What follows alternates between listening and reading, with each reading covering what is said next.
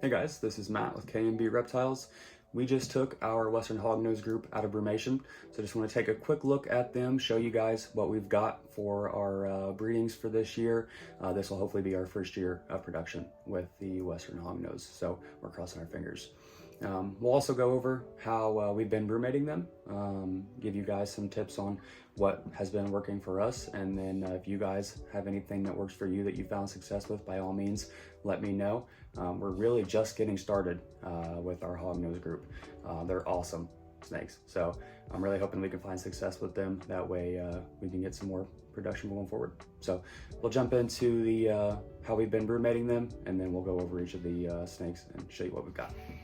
So for the last few years, the way that we've been brumating our hognose, since we just have a small group, I just get a box that I can put holes along the sides of for air to get in and out. And then we live in Ohio, where we get decently cold winters. So a unfinished basement that we keep them in stays between 60 and 62 degrees typically. So I'll take them down around, I'll taper their food off in the late fall. And then around Thanksgiving, once they're totally empty, I will put them on a shelf and I'll make sure that it's dark around there. And then I keep them in brumation for typically around 10 weeks. Most of the time I'm putting them down around Thanksgiving, maybe the week after Thanksgiving. And then I'm bringing them back up on Valentine's Day. That's typically the benchmarks that I've been using. For temps, I would like to see them 56 to 58 preferably. So with our basement only being around 62, sometimes 63 for the duration of their brumation, next year I may look into getting something like a wine fridge that I can keep at 55, 56, 57 degrees. That way I can really make sure the temps are dialed in. But we had them down for about 10 weeks this time. I just use plastic bins with locking lids, put holes for air on the sides, and then about 3 or 4 inches of substrate for them to bury down into during the winter. So I'll get the camera turned around and we'll check out each of them. We'll show you the tub setups that we're gonna put them in, and then go over the project. All right, starting with our males, we'll go over these two guys first. This male is actually gonna be a backup for this year if the other male decides he doesn't want to go. This is a albino conda. So albino being the recessive color gene, and then conda being an incomplete dominant, where the back blotches are conjoined and it has a fewer number of blotches along the back as a typical wild type or a typical albino. This guy's cool. He has not bred, so he'll just be a good backup if our snow male, which I'm about to show you guys, decides not to go. We'll go ahead and get him out. And then after we go over the males, we'll put them away, and I'll show you guys the tub setup that I use for these guys. I keep them in the ARS 10 series tubs.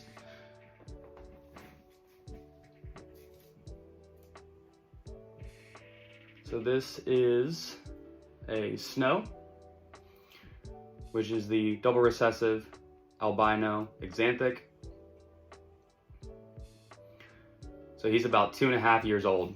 So this is about what a full-size male is gonna look like. Obviously they can get bigger. The albino conda has a little bit more size to him, but at 2.5 years old, this guy's full size and ready to breed. So hopefully he gets the job done for us. If not, like I said, we do have the backup. So we'll get these guys put away. I'll show you the tub setups that I keep them in, and then we'll move on to the females. All right, guys, so this is the setup that we use for the male Western Hognose snakes. So really simple PVC hide in the back, about 2 inches of sandy chips. Aspen works as well. We've also kept them on dry Reptile in the past, and they all do fine. The sandy chip I've got a love-hate relationship with.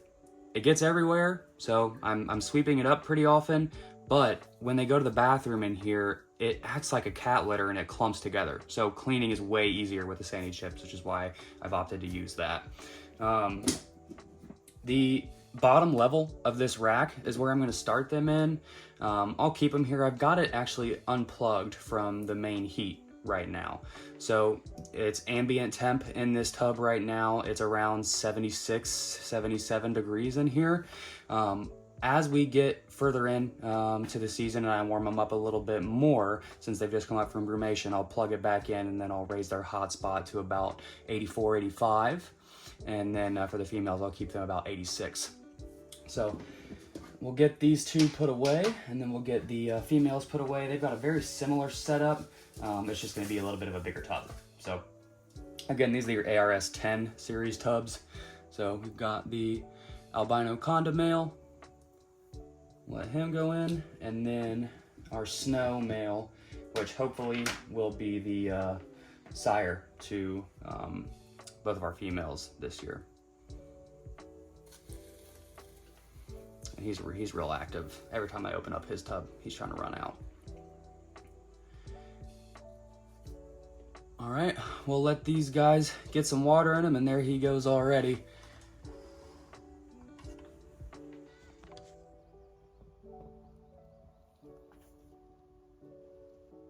So I'm glad he's taking a drink right away. Right out of brumation. They obviously haven't had access to water for a few weeks, so we'll get some water in both of these guys, and then we'll let them get a little bit warmer, and then we'll offer them a meal. All right, moving on to the two girls that we have. This one's real huffy. I don't know if you guys can hear that, but typical hognose attitude. There she goes. They're all bluff. Once you get them up, they're totally fine. They're big babies. So this girl we got from Jeff at JMG. She is a anaconda, but she is from the extreme red and purple lines. So she is also het albino. With the albino extreme red lines, they have gorgeous reds on them.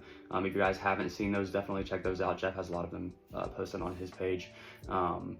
Definitely the line of albino that we want to work with, and then also being purple line, we may work with, obviously with the snow male going to her, the animals that would come from her could be albinos that are het exanthic. The purple line exanthics are gorgeous as well. So she actually was paired last year. I never saw a lock between her and the snow male, but she did give us 14 slugs and 1 fertile egg.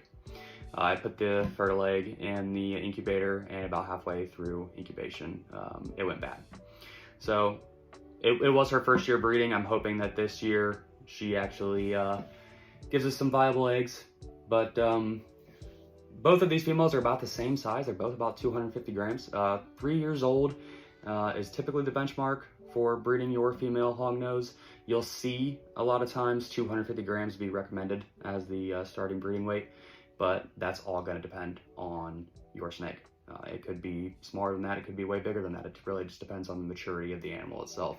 So again, she is a extreme red purple anaconda, and she is 100% het albino.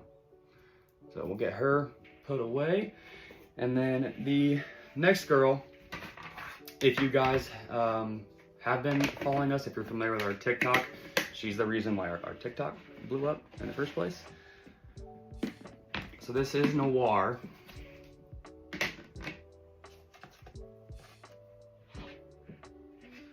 And she is a exanthic super conda, and she is 66% het albino. So exanthic giving her that silver color, super conda, where the one copy of conda makes the blotches join along the back and kind of give that like green anaconda splotchy type look along the back. When you have 2 copies of conda, the super conda, you get rid of all pattern whatsoever except for the head, which I think is awesome, especially in an exanthic animal where it's silver. They look so cool. And the cool thing with the super condas as well as the condas is they have that all black belly, and it just gives such a contrast from the back.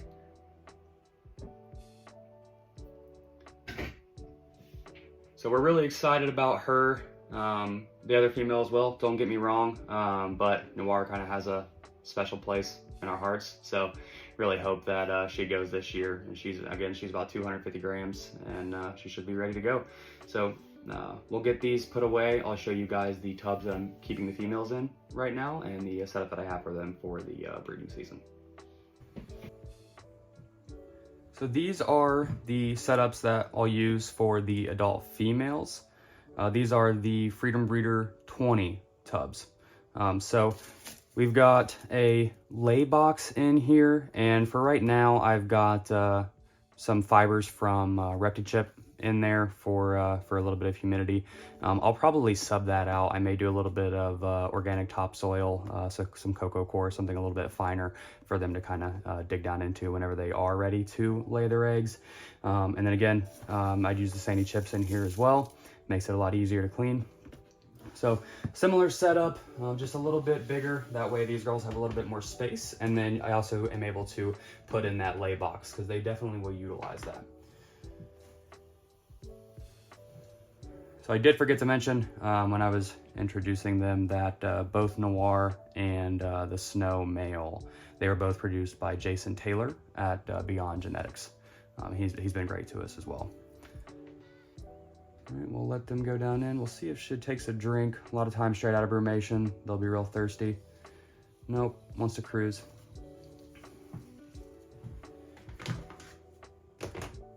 And then we'll get the Extreme Red Purple Conda female who loves to put on a show and be huffy. We'll put her similar setup right above it.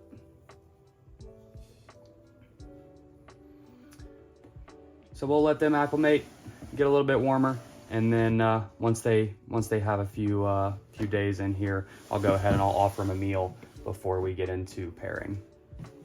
So that's it. They're pretty simple. They're really fun to keep. They've got attitudes to them, or at least some of them act like they have an attitude, but a lot of times they're just bluffing. They're just big babies. They eat frozen thawed.